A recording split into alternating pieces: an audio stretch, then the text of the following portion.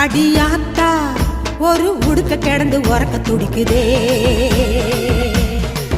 விளையாட்டா கயிறு போல உடம்பு முறுக்குதே.